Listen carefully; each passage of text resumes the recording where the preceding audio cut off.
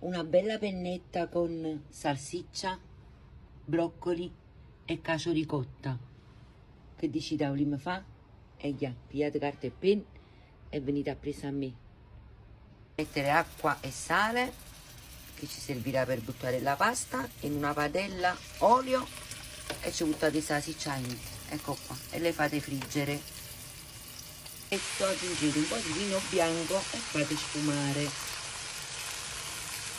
Adesso togliete le salsicce che avete fatto rosolare e le mettete da parte. Olio che avete fatto arroscare le salsicce, ci mettete 2 spicchi d'aglio e li fate rosolare.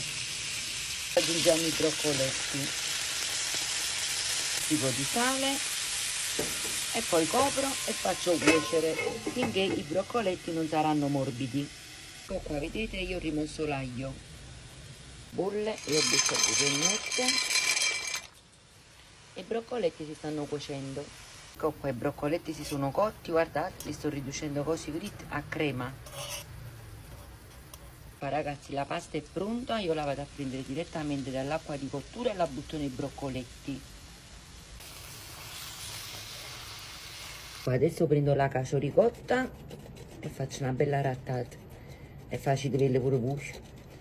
Se non tenete la cacio ricotta potete mettere il parmigiano, il pecorino e se volete potete aggiungere anche un po' di peperoncino.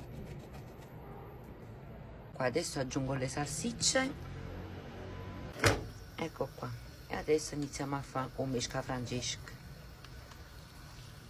Aggiungo anche un mestolo di acqua di cottura della pasta, un po' di cacio ricotta a pezzettini.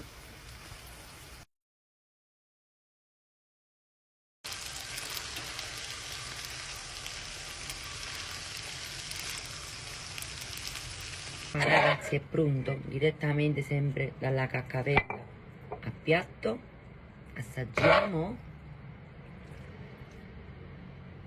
Ecco qua, guardate che meraviglia. Assaggiamo.